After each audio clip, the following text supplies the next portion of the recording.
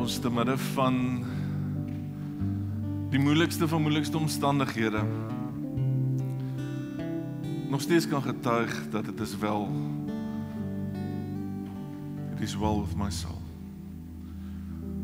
In die midde van dinge wat ons nie altyd verstaan nie, in die midde van dinge van die lewe wat gebeur om ons so storms wat ons toepak, Here.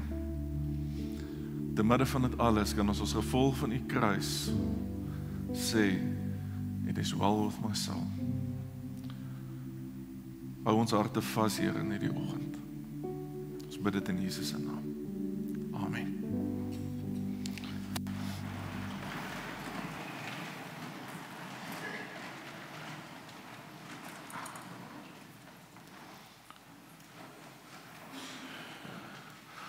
Vriende, hartlike goeiemôre van my kant af. Dit is vreeslik lekker om vanoggend 'n bietjie saam met u te kan wees en die woord te kan bring vir u. En op so 'n besonderse oggend waar ons twee doopouers ook het. En ek wil graag met u 'n bietjie deel en dit is my verskriklik lekker dat julle ook hier so sit, want ons het nou nie 'n kindermoment gehad nie.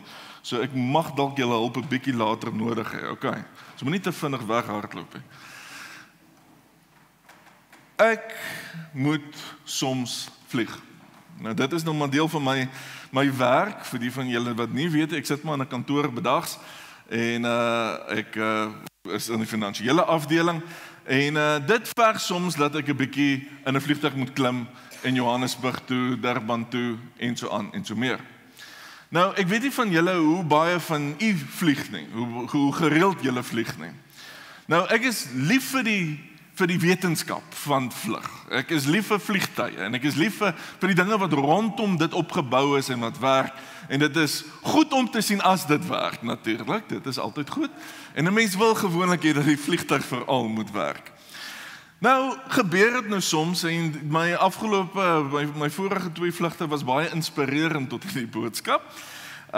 Die een was 'n vlug wat ek moes gevat het van George af na Durban toe. Okay?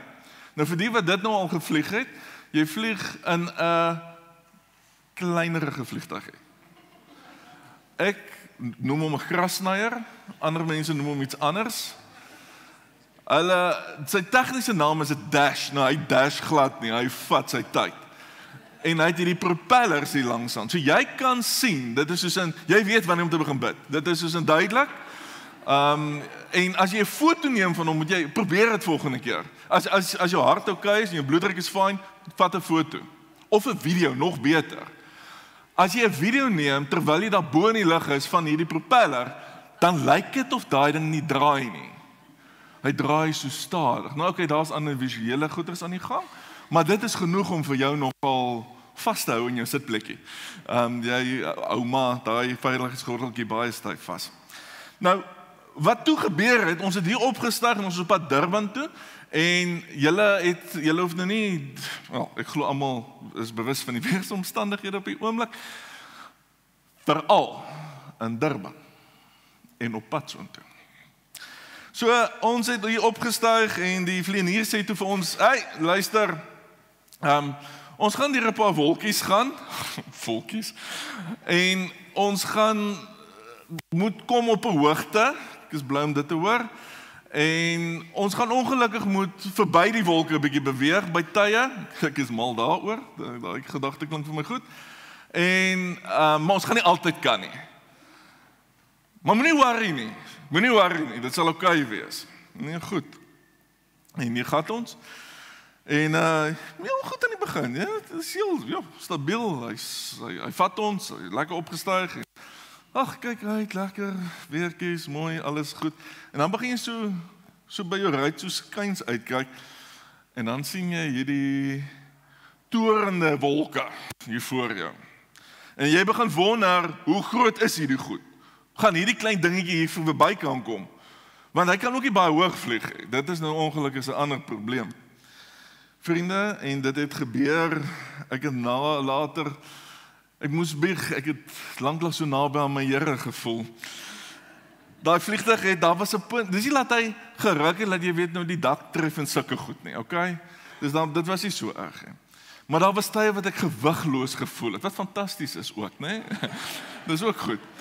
Maar laat jy sit in daai sitplekkie, jy weet nie of jy sit en of jy in die lug is nie. Want hy gaan so deur daai goed en jy skud so bietjie, maar dis daarom nou nie dat jy nou soos ek sê, jy sien nog nie die dak nie wat goed is. Maar jy voel gewigloos soos wat hy skud. En soos wat hy hier deur hierdie wolke probeer gaan. En dan gaan ons deur 'n wolk.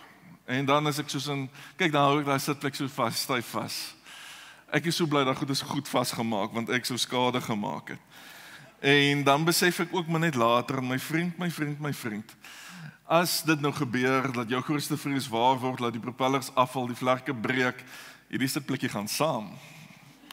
Hierdie wat jy nou vashou gaan jou nie help nie. Jy gaan saam. En dan gaan jy so deur daai wolk. En nou is jy bang vir daai wolk want jy weet, kyk as sonder die wolk al so gevoel het, hoe gaan dit nou voel? En dan is dit net niks. Dan gaan dit net aan. En dan het ek hierdie vrees in my gehad en dit het eintlik maar op die ou en toe nou nie so erg gegaan toe ons in die wolk is nie.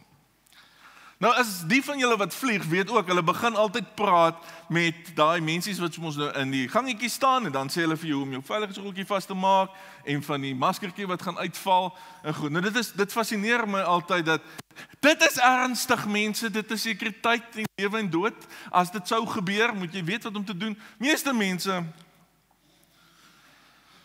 hulle gaan aan. Hulle is eintlik geïrriteerd met dit. Kan ons net asseblief in die lig kom?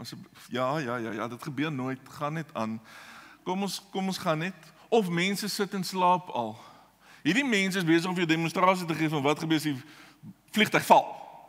Maar die mense slaap of hulle is besig om musiek te luister, van hulle saam in dit en so aan. Het net nie 'n saak met dit nie. En dit het my baie laat dink soms aan dit waardeur ons ook mag gaan. Op ons daaglikse lewe van goed waarin ons blootgestel word, dat jy hoor al hierdie waarskuwings en jy hoor wat om te doen, maar jy doen nie veel nie. Nou, die ding van 'n storm is meeste van die tyd jy kan hom sien kom. Dis nie dat die ding net daar boem, daar spring 'n wolk voor jou in nie. Daai wolke wat dit doen is in elk geval nie so gevaarlik nie. Dis dies wat jy van ver af kan sien omdat hulle massiewelik groot is. Hulle is die probleem. En veral as hulle so 'n tipe van 'n sampioen begin vorm, as hy so van onder na boontoe begin strek.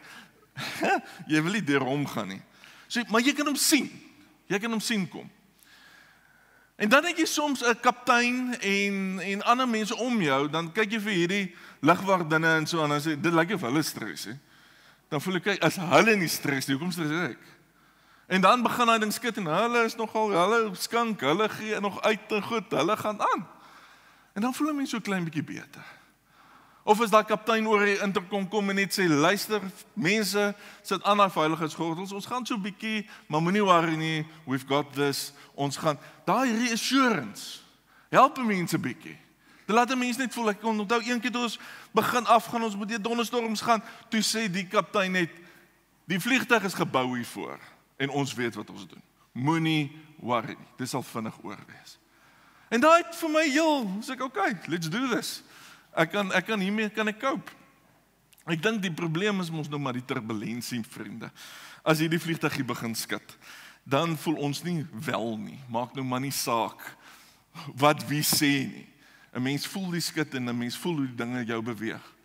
En jy kan hierdie storm, hierdie winde kan jy kan bo dit, soms is jy onder dit, soms gaan jy vinnig deur, soms gaan jy stadig deur.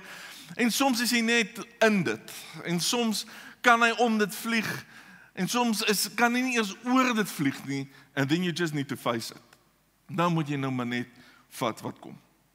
In die Bybel, interessant genoeg, word daar ook baie gepraat van storms.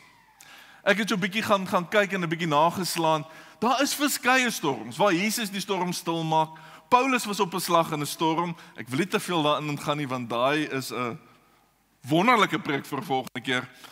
Ons lees in die Psalms waar daar verwys word na storms. Job is self gekonfronteer deur storm. Jesaja sê God is 'n skuilings teen die storm. Ons lees in Spreuke, die storm vee die goddelose weg, maar die regverdige staan vas. En dan iets waarby ek vandag 'n bietjie meer wil by stil staan, is daai ou storieetjie van die vaste fundament waarop jy staan. Nou vriende, ons kan ook met mekaar gesels oor die verskillende storms in die lewe. Hier sit ons vanoggend en ons almal het verskeie dinge wat in ons lewens aangaan.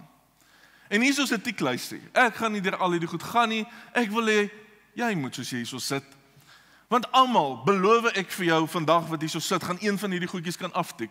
Gaan met een van hierdie goedjies kan assosieer.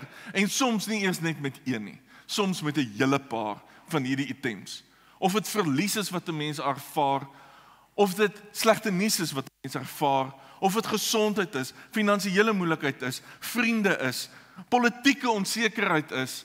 Daar's soveel storms op hierdie oomblik wat woed en wat ons van bewus is in ons lewens, wat ons rarig beroof van vrede, van geluk, van hoop, van geloof, van alles waarvoor ons veronderstel is om te staan.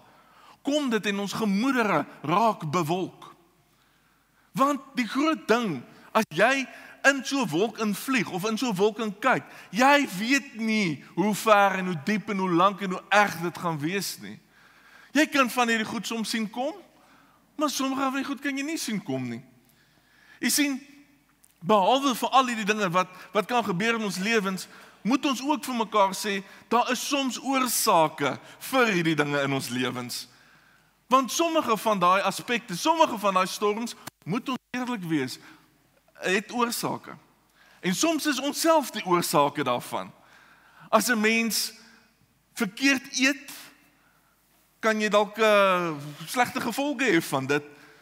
As jy op 'n bepaalde manier oneerlik is, kan daar bepaalde gevolge wees.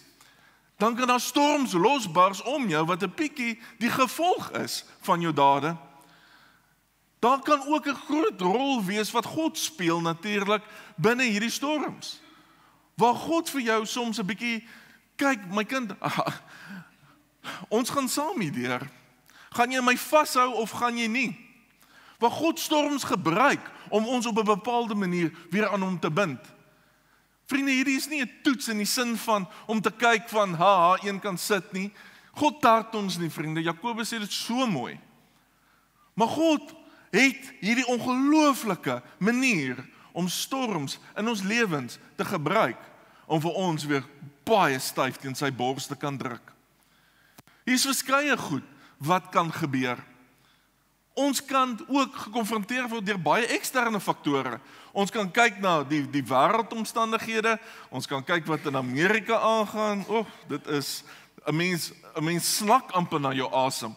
'n Mens hoor al die goed wat in die wêreld aangaan. 'n Mens sien al die goed. Jy hoor hoe de mekaar dit is. Ons eie land, ons politiek, ons het soveel onsekerhede rondom hierdie goed. Al hierdie dinge veroorsaak storms. So daar's baie dinge wat ons kan tref en daar's baie oorsake vir die goed wat ons tref. Ek dink dis egter ook belangrik dat ons vir mekaar sê dat ons moenie verras wees hierdeur nie. Johannes sê vir ons, in die wêreld sal julle verdrukking hê, maar hou goeie moed, ek het die wêreld klaar oorwin. Maar wat maak ons met hierdie woorde? Dis nou great om te weet, Jesus het dit oorwin, maar wat nou? Ek is steeds in die storm. Wat gaan nou gebeur? Nou, 'n volgende ding wat ons mekaar moet erken, en dit is die moeilikste van alles, soms gaan ons nie weet hoekom die storm daar is nie. Soms gaan ons nie weet nie. En dis amper die ergste punt. Dis beter om al te weet, ek het daai verkeerd gedoen, nou dit gebeur, nou is dit so, okay, dis hoekom, so ek gaan nou dit doen om dit reg te maak, en as ek dit gedoen het, dan is die storm weer beter, en dan is alles weer reg. Maar as jy nie weet nie, as dinge oor jou lewe kom wat jy nie kan verklaar nie, raak dit iets anders. En moet ons vir mekaar sê, ons beste ontledings, analitiese bewegings, wat ons dit ook al wil noem, ons gaan nie by die antwoord uitkom nie. Ons gaan nie redes altyd hê nie. Nou vriende, die effek van storms in ons lewens is dat dit maak dinge los in ons. 'n Klomp emosies. Ons kan voel of jy angs het, of jy alleen is, of jy kwaad is, of jy gefrustreerd is, of jy, waar jy ook al op hierdie lysie is, kan jy jouself plaas. En weer eens, weet ek, dis nie net een van hierdie lysie nie. Hier is 'n klomp wat dalk op hierdie oomblik in jou gemoed, of van mense om jou se gemoed afspeel. Hierdie storms veroorsaak hierdie emojis in ons lewens, waar ons op 'n bepaalde manier reageer en met hierdie woorde gekonfronteer word. Hoe verskriklik is dit nie om te voel, om magteloos te wees? Ek is hierdie week gekonfronteer met 2 van my kollegas wat in die hospitaal beland het. Een met 'n gewas en die ander een moet nog vind wat met haar aangaan. Die emosie om te wag vir toetse. Die emosie om te wag vir wat gaan van my kinders en my man gebeur? Wat gaan van my kleinkinders en my familie gebeur? Die emosies wat daarmee gaan, mag ons nie goedkoop maak vir oggend nie. Maar daai storm tref. Daar's niks wat dit kan omkeer nie. Jy sien vriende, dan moet ons vir mekaar begin terugdruk na die woord toe. Want daar's 'n Psalm 23 wat vir ons ook sê, al gaan ek deur die dal van doodskade, U is by my. So ons weet die wêreld is oorwin en ons weet God is by my, maar hier is ek in die storm. En wat doen ek met my emosies? Nou met bepaalde gevalle werk hierdie woorde baie goed. En hy help dit vir ons om vir ons te herinner dat God ons bind aan hom in hierdie situasie. Ek was 'n tyd lank in my lewe het ek in Bermuda gebly. Nou Bermuda is 'n bitter klein eilandjie, maar die ding word gereeld getref deur 'n hurricane of 'n ding. So dit is hy is gebou om storms te vat. So die dakke is nie teëls nie. Julle sal sien die dakke, dit is solied en dit is behandel en dit is een met die huis amper. Want hulle weet die storms kom. As jy weet die storm kom, dan bou jy jou huis sodat jy weet die storm kom. Hier's nie waar het dit vandaan gekom nie? Jy's gebou vir dit. Soms weet jy hy gaan kom en jy hoef nie so bekommerd te wees nie, want jy's gebou vir dit. En dit bring vir ons vanoggend vriende by ons teks. En ek lees vir ons uit Lukas 6 uit vanaf vers 46. Dieselfde gedeelte is in Matteus ook. Waarom noem julle my Here, Here, maar julle doen nie wat ek sê nie? Elkeen wat na my toe kom en my woorde hoor en daarvolgens handel, ek sal vir julle verduidelik soos wie hy is. Hy is soos 'n man of 'n vrou wat besig was om 'n huis te bou. Hy het gespit en diep gegrawe en die fondament op die rots gelê. Toe daar 'n oorstroming kom en die vloedwater die huis tref, kon dit die huis nie laat ineenstort nie, omdat dit goed gebou was. Maar wie hoor en nie doen nie, is soos 'n man wat in 'n huis sonder 'n fondament op die grond bou. As die vloedwaters dit tref, stort dit onmiddellik ineen. Die verwoesting van daardie huis was geweldig. 'n Gedeelte in die Bybel wat ons almal van weet, jy weet, bou op die rots, bou op die rots. Ons weet van hierdie fondasie, maar wat beteken dit vir ons werklik op grondvlak as ons nou vir mekaar met mekaar hierdie moet bespreek en vir mekaar sê hoe ons dit hanteer en hoe ons dit sien? Ons moet vir die eerste luisteraars, dit was deel van die bergrede. Jesus, dis aan die einde van die bergrede. So dis die laaste stukkie wat hy vir hulle sê. Nadat hy hierdie groot preek gegee het, is hierdie nou die uiteinde hiervan. En Jesus sê vir hulle, en hy praat met mense wat gewone arbeiders is, gewone mense is, soos ek en jy. En hy praat met hulle op 'n basiese manier, dat almal dit sal verstaan. Want hulle sou geweet het wat dit beteken. Want hierdie ouens het nogal op 'n klomp interessante plekke gaan bou. Soms het hulle in riviervalleie gaan bou, waar dit baie sanderig is. Nou daar was ouens wat nie die nodige tyd en gevat het om dieper te gaan nie. Dan was daar weer ouens wat baie diep gegrawe het om op rots te kom. Die probleem is, wanneer die water begin kom het en die vloede gekom het en die seisoene begin verander het, dan het daar vloede gekom. Die ouens wat diep genoeg gegaan het en op die rots, hulle het gebly staan. Die ouens wat op die sand en baie vlak was, daai huis is weggespoel. So hierdie ouens het presies geweet. Hulle het ervaring gehad in dit. Die ander ding is, hierdie huisies was van klip en rots gebou, so dit was stewig, dit was nie klein nie. So op sand sou dit maklik in mekaar gesak het. Hulle het iets nodig gehad om op te kan bou, wat dit kan vat. En hoe dieper gebou was, hoe meer stabiel was dit. Ons moet hier raak sien, dat in hierdie teks, kom daar vir my 4 goeders uit, of 5 goed wat belangrik is om raak te sien. Hier is 'n stormvoorspelling. Nadat Jesus al hierdie goed gesê het, sê hy, hier kom 'n storm, hier gaan 'n storm kom. Bou vir die storm. Dit gaan gebeur. Hierdie teks is nie daar om vir ons te sê, nee, dit is hoe jy die storm vermy nie. Hierdie teks is om te sê hoe jy staande bly in die storm. En dit is belangrik om dit raak te sien. Want die krag van hierdie storm, Jesus draai ook die doekies om nie. Hierdie is nie 'n storm wat jy kan vermy nie. Hierdie storm gaan jou tref. Hierdie storm is nie wat jy kan omvlieg, oorvlieg, verbyvlieg nie. Hy gaan jou tref. Jesus voorspel dit. En hy sê dat dit gaan verwoesting saai, want as hy vloedwaters gaan kom, gaan dit hierdie ander huis totaal en al verswelg. Ons weet ook hoe ons binne die storm kan staan en bly, want dis wat Jesus sê. Hy sê vir ons, te midde van die storm, kan jy staande bly. En hy sê dit, deur te begin deur te sê, as jy hoor wat ek sê, moet jy doen wat ek sê. Wat beteken dit, vriende? Wat is die klousale verband tussen hoor en doen? Kom ek sê vir julle. Dis geloof. Dis glo in dit wat jy hoor. Want dan reageer jy daarop. As jy nie doen wat jy gehoor het nie, beteken dit, nee, gaan aan en ek doen my eie ding. Dan raak dit iets anders. Nou ek wil dit nog verder 'n bietjie vat vir ons. Die hele bergrede bestaan uit verskriklike klomp goed wat Jesus sê, maar dan word dit gevolg met iets om te doen.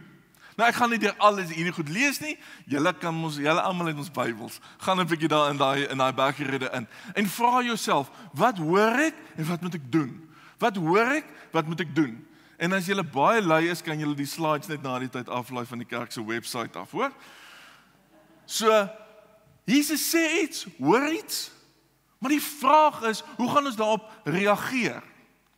Daar's ten minste 15 deur die hele bergrede van hoofstuk 5 tot 7, waar Jesus iets sê, en dan moet daarop gereageer word, dan moet daar iets gedoen word op dit. Die Onse Vader byvoorbeeld, Jesus sê, julle moet bid, en hy gaan vir julle wys hoe om te bid. Hy gee vir ons die modelgebed. Vriende, wat help het? Jy kan weet hoe om te bid, maar jy bid nie. Die volmaakte gebed, deur God self vir ons geleer, maar jy bid nie. Wees sout vir die aarde, maar jy gaan nie in die aarde in nie. Vergewe mense, jy haat hulle. Wat help dit dan? Want jy sien, vriende, dan kom dit op iets neer, en dit kom op iets af, wat dit meer oor jou gaan, en wat jy bou, en wat jy kan doen, as dit wat God van jou vra. En die laaste een sluit ons af met, hoor en doen, bou op 'n vaste fondasie. Let wel, soos ek net al gesê het, hierdie is nie 'n resep om die storm te voorkom nie. Dis juis om te sê, hier kom iets. En ons moet versigtig wees hier, sodat ons nie die dade sien as, dis nou voorwaardes, maar almal praat so van genade, en daar is nie eintlik iets om te doen nie. Hoe is dit nou? Ek bedoel, genade is mos daar vir ons. Vriende, laat ons nie hierna kyk as voorwaardes nie. Dit bepaal nie of die fondasie daar gaan wees nie. Die fondasie is daar. Die vraag is of jy daarop gaan bou of nie. Die fondasie is altyd daar vir jou. Die feit dat jy daarop moet reageer. Dis soos die verskil tussen gehoorsaamheid en om die wetsonderhouding. Wetsonderhouding doen jy omdat jy moet, daar's 'n straf, dis verkeerd, jy is klinies, jy hoef nie te verstaan waar dit vandaan kom nie, jy hoef nie te verstaan wie dit gegee het nie. Gehoorsaamheid is iets anders. Gehoorsaamheid is ek wil na jou luister. Dis iets uit liefde uit. Meeste van die tyd is dit iets om jou te beskerm. Meeste van die tyd is ek reageer daarop want ek respekteer jou. Dis anders. En ons word geroep tot gehoorsaamheid om op te tree volgens hierdie leiding wat Jesus vir ons gee. En ek het nie verkeerd gespel nie. Dis Jesus se leiding wat ons nou oor gaan dink in die volgende tyd. Wat vir my en jou die leiding gee om te kan verder gaan. Om te kan bou op hierdie fundament. So, my vraag vanoggend is, waarop staan jy? Staan jy op jouself of staan jy op Jesus? Nou dis die obvious vraag. Maar kom ek wil dit 'n bietjie verder vir jou indruk hierso. Ons het gelees in Lukas, ons weet dit staan in Matteus en tot in Spreuke, het ons in die begin ook gesê, as die storm verby is die goddelose weg. Maar die regverdige, die gelowige bly staande. Jy kan sand bymekaar maak. Jy kan met sand doen net wat jy wil. Jy kan dit skalp, jy kan dit lekker kompakteer soos nou in hierdie glasbak. Die koste gaan my skiet. Skus, Christa. Wil julle 'n bietjie sand hê? So 'n bietjie? Skus, nee. Julle kan bou met dit. Ek kan dit beweeg, ek kan dit mold, ek kan doen hiermee net wat ek wil. As ons kyk na 'n rots, ek kan hierdie ding skaars dra. Ek kan niks in hierdie ding se vorm verander nie, ek kan niks verander hieraan nie. Hierdie kan ek doen met wat ek wil. Ek kan hier opbou en ek kan dit mold soos wat ek wil. Maar as ek op dit bou, volg ek die ding se vorm, volg ek die ding se krag. Bou ek op iets wat ek nie kan verander nie, wat ek nie kan beïnvloed nie. U sien, dis wat ons miskien mis in hierdie teks. Is dat dit gaan nie net om te bou nie. Dit gaan daaroor dat ek van myself ontslae raak. Dat ek nie meer beheer het nie. Dat ek nie bepaal hoe dinge lyk nie. Dat ek nie bepaal wat ek kan doen nie, want ek kan my fondasie manipuleer. Ek kan dit bou op sosiale media, ek kan dit bou wat ek dink van myself, ek kan dit bou wat mense van my dink, ek kan van my laat ontstel deur alles wat om my aangaan, en ek kan lekker rondgevee word. Maar as ek hierop staan, dis ietsie anders. Want nie eksterne faktore of my eie faktore verander dit nie. As ek begin bou, kan ek hierdie ding hier op neersit en hierdie rots lyk presies dieselfde, né? Julle het gesien hoe hy voor die tyd gelyk het. Nou sit oom en het hy verander. Maar as ek hom op sand gaan sit, my vrou kyk nou vir my. Want as ek nou hierdie glasbak breek, het ek moeilikheid.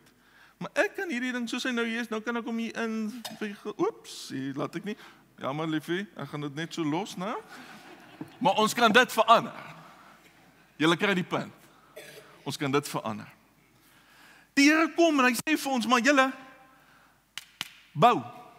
Daar gaan storms kom, en ek gee vir julle goed in hierdie storms. Staan op my. Bou op my. Daar gaan tye kom wat dit gaan reën. Dan gee ek vir julle sakrament, soos die nagmaal. Dat jy bo jou kan hou, sodat jy kan terugbly te midde van die storm. Ek gee vir jou 'n reënjas, soos die doop. Om te sê dat in hierdie storm, om te weet, jy is gedoop. Verkeer nie die storm nie, vriende, dit red jou nie. Maar jene, dit hou jou droog. Om te weet, God het jou gekies. Jo, dit moet jou beweeg. Dit moet jou beweeg. 1 Korintiërs 3 vers 11 sê, want niemand kan 'n ander fundament lê as wat daar gelê is nie. Dit is Jesus Christus. Storms beweeg. Maar storms bring ook lewe.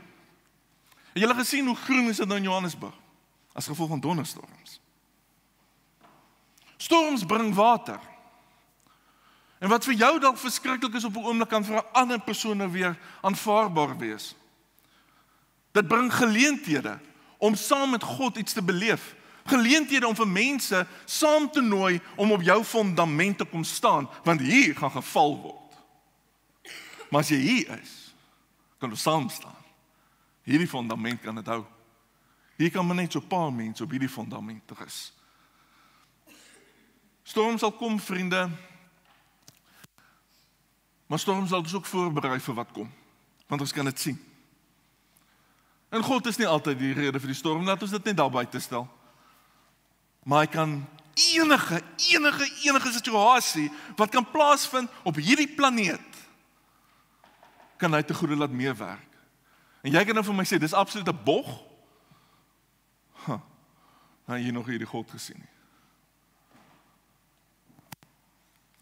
Ek wil begin afsluit, en ek wil die groep vorentoe, musiekgroep vorentoe roep.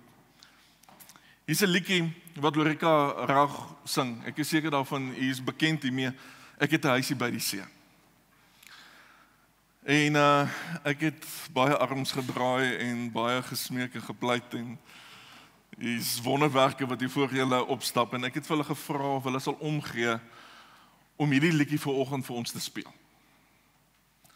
Want hierdie liedjie gaan daaroor dat ek het 'n rots waarop my huisie staan.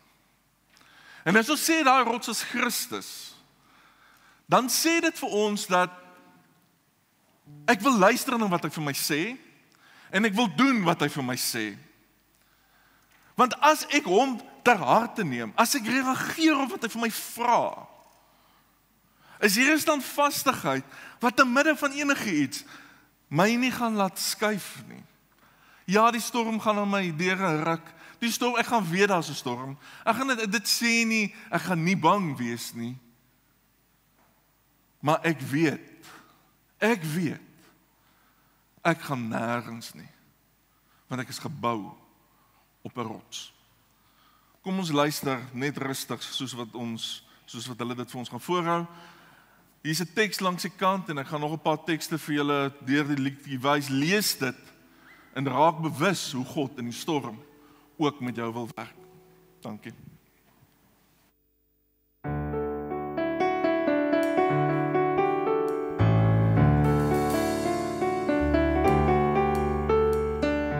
Ek het 'n huisie by die see, dis nag.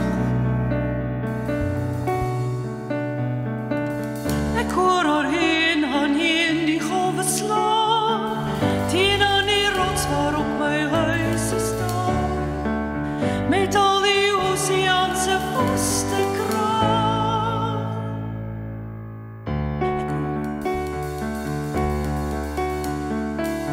Ek hoor die winde huil, 'n kreun, 'n krag, soos van verlore siele in 'n nood, al dwalend lagend in 'n graf en dood, en geen ruswind, maar rug en mag. My huurtjie brand, my kersie gee sy lig. Ek hoor hoe lig die loei daar in die storm na buite.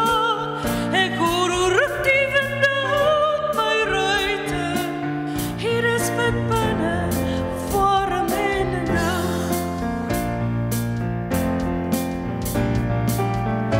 Kom nag, kom meer en wind, kom oseaan. Dit is 'n rots waarop my huisie staan.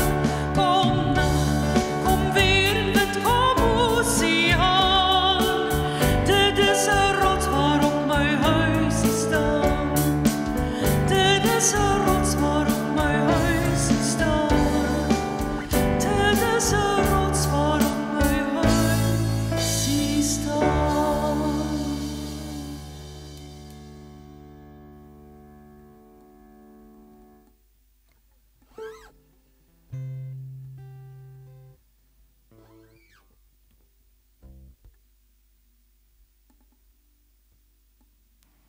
Ek wil afsluit.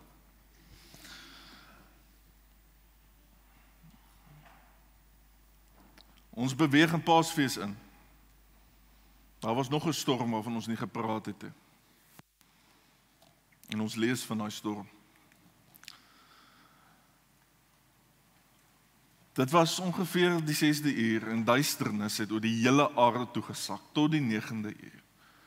Die son is verduister en die voorhangsel in die heiligdom is in twee geskeur. Met 'n harde stem het Jesus uitgeroep: Vader, in U hande gee ek my gees oor. Nadat hy dit gesê het, het hy sy asem uitgeblaas. Die wolke het toegepak, dit het donker geword in die middel van die dag. Onsekerheid het die wêreld omhul. In die grootste oomblik van duisternis wat hierdie wêreld nog ooit gesien het, gebeur die volgende. Die centurio het gesien wat gebeur het, en God gelowige sê, waarlik, hierdie man was onskuldig. Hierdie was die centurio se reaksie. Wat is joune?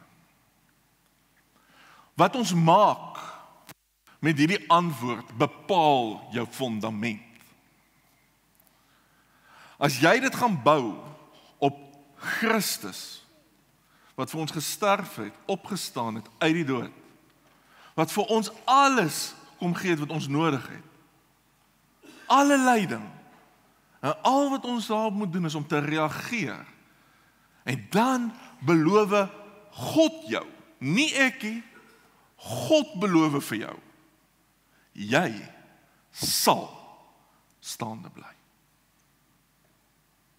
Ongeag wat. Amen. Here, baie dankie dat U Uself as fondasie vir ons kom lê. Dat U Uself vir ons gee, Here, sodat ons op U kan bou. Help ons nou om dit te doen. En nie net te hoor nie, maar te doen. Amen.